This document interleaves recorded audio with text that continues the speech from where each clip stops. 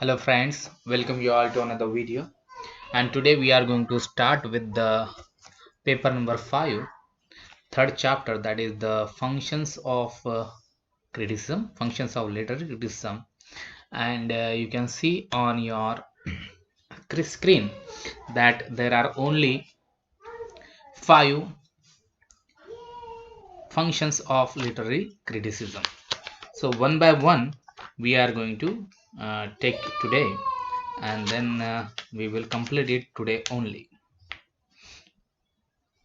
So as you know that first I'm going to tell you about the general functions of literary criticism, which also covered all these points, and after that I will explain very briefly every point which is quoted here. So as you know that without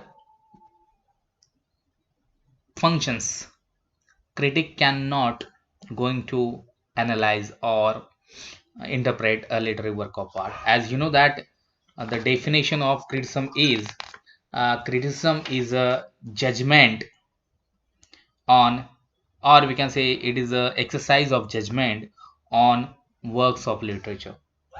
Okay, so the nature and function of literary criticism is quite simple and easy to understand.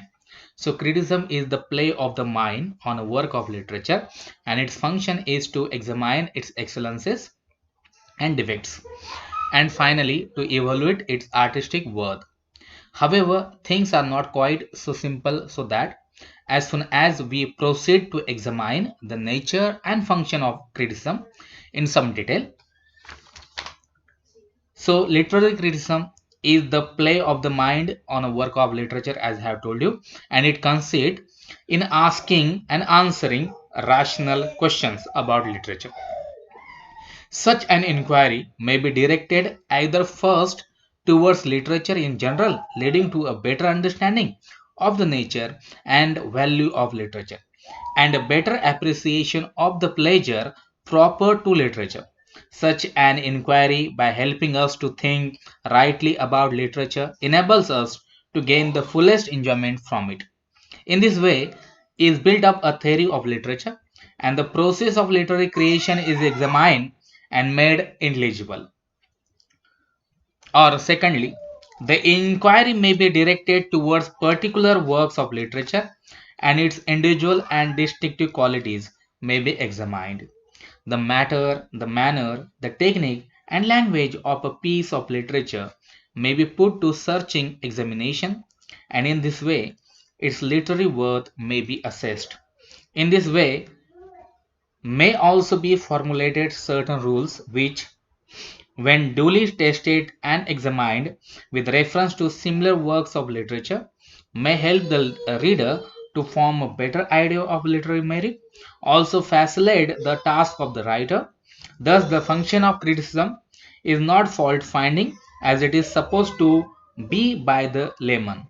Its function is not to pick holes in a given work of literature, nor is its function to evilize or laud some favorite author.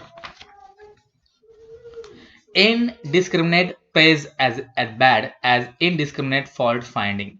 Rather, criticism is the science of forming and expressing correct judgment upon the value and merit of works of literature. It is only through criticism that intelligent appreciation and clear understanding becomes possible. So that was the just overlook of the functions of literary criticism. That was that thing which I was telling you. Now let me talk about the first function, that is explication. So explication is a noun actually if you talk about the grammatically, and the pronunciation is explication. Okay, explication. So what is the explication? So it is the process of analyzing and developing an idea or principle in detail, or we can in other word, it is a process of analyzing a literary work in order to reveal its meaning. Okay, the second meaning is very important: the process of analyzing a literary work in order to reveal its meaning. When a critic tries to understand the meaning of literary work of art, whether it may be poem, it may be drama, or it may be prose or novel, whatever the genre or literary types. So what we do, any if you think about, just suppose that we are a reader, and suppose that you are reading a poem which is written by a specific author. So by reading that poem, what you will do, you will try to analyze that literary work and to understand the meaning of it. Okay, to get the meaning of that literary work of art, what we do, we analyze it and we try to get the meaning. So that process is called as a explication. So this is the most important function of literature. Okay, to give the that process to lead that process among the readers, among the minds of the readers, so they can develop that habit of analyzing uh, and analyzing a literary work of art in order to get the meaning of it. So that is the thing. So you know that the business of the literary critic is the first instance to distinguish between a good book and bad one, and to understand that which is the good and which is bad, we have to explicate it. Without the explication, you cannot understand its meaning, and therefore you cannot judge whether it is a good literary work of art or bad literary work of art. So for that purpose, you have to explicate. So this is the first function. The second function is analysis.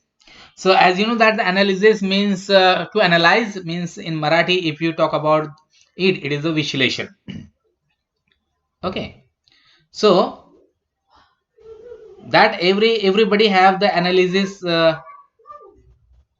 analytical power, and everybody we have analysis mean it is related with the interpretation. Okay, analysis, we try to understand its meaning or all what.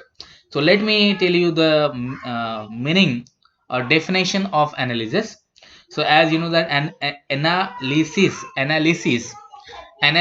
is the noun. Okay, and the meaning of analysis is, it is a detailed examination of the elements or structure of something. Okay, it is detailed examination, it is a examination parikshan. Okay, it is a detailed, okay, savistar, detailed examination of the element or a structure or something. So here we can say that it is a detailed examination of a poem or literary work of art. Okay, so that is the thing. The similar meaning you can say that examination I have told you. Then investigation is also the similar meaning. Dissection, assay, testing, these are also the similar meanings of this word. So what happens, we have a analytical power, analytical thinking, and therefore we analysis. Okay, when you read anything, it develops through the process of explication, and then we try the develop analysis develop after the process of explication. So the second number function of literary criticism is analysis. Now move to the next function, that is the interpretation. And interpretation, that is the spashtikaran in Marathi. Again you can see variety of meanings of interpretation also. Okay, I'm going to tell you that the interpretation. So that is the real pronunciation of it, interpretation. So it is, again, it is a noun, and the meaning of it, like interpretation is the action of explaining the meaning of something. Explanation, it is explanation. Interpretation, interpretation means explanation. Okay, it is explanation or elucidation or understanding, we can say. Okay, so the action of explaining the meaning of something. So here it is a function of literary criticism that we explain the meaning of that literary work of art. So we get the explication, then we analysis it, and then we get the interpretation, the explanation of that literary work of art. Another meaning is that an explanation or a way of explaining or the stylistic presentation of creative work in a dramatic role.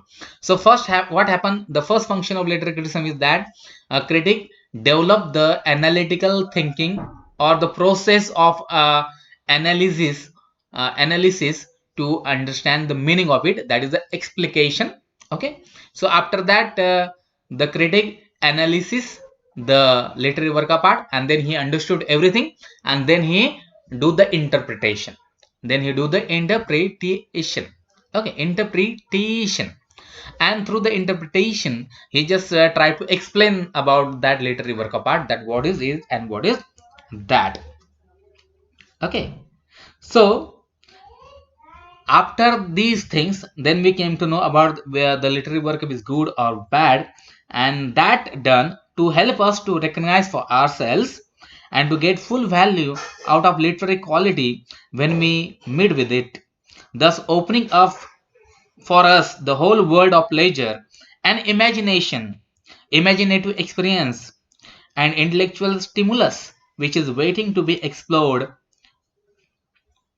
but which, without a qualified critic help, we would not discover for ourselves. So, therefore, the critic needs all these things.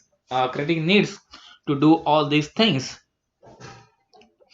The next is evaluation. Evaluation, that is a judgment. To evaluate means मूल्यमापन करने, whether it is good or bad, whether it has qualities or good qualities or not, whether it has excellences or what. Okay, so if I talk about the evaluation, so evaluation, the meaning of it like that, it is the making of a judgment about the amount, number of value of something or assessment. So here we can say that it is a making of a judgment on a literary work of art. And after that there is the theorizing. The last function of literature, literary criticism is theorizing. Theorizing means what? To develop a theory, that is the method, or that is the that the school of thought.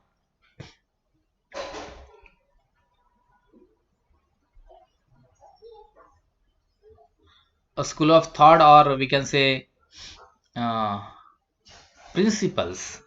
You can also call it as a principles. Okay, so it is the theory, the development of something beyond its obvious and practice scope, the act of constructing a theory about that particular take, or we can say that the theorizing something. So theorizing means to think of a or suggest idea, to think of or suggest ideas about what is possibly true or real, to form or to suggest a theory about something. Okay, so that is the meaning of theorizing. So these are the five functions of literary criticism. Okay, so another similar word for theorizing is conjecture, that is a reasoning that involves the formation of conclusions from incomplete evidence. Ideology, okay, so by theorizing means ideology, also to develop an imaginary or visionary theorization. Ideology, that is vichardhara, or generalization or abstraction, the process of formulating general concept by abstracting common properties of instances. So these are the things we can say, and the ways in which the critic says about his task are innumerable, ranging from, on the one hand, the most general statement of principle to, on the other, a detailed line by line, word by word analysis of one short poem. But always the purpose is the same, to quicken and refine our, the reader's, perceptiveness, so that as time goes on, we too many come to share his understanding of and pleasure in what is the best literature. So that is the functions which we have seen in very briefly. But again, the three functions are very important out of these five. Already all the five functions are very important, but three, that is evaluation, interpretation, and explanation. That is the interpretation and analysis. Okay, these are the very important functions, and because of the explication, these three things happen, and because of these three things, that is analysis, interpretation, and evaluation, theorizing happen. Okay, so thus there is a critical criticism that deals with the literature in the mass that seeks to explain not only its nature and functions but also the secrets of the literary craft, the principles that underlies its creative process, that is the theorizing. Okay, so guys, here we have completed the functions of literary criticism, and in tomorrow's lecture we are going to see the roles of critic in doing all these things. So thank you for watching. Thank you very much.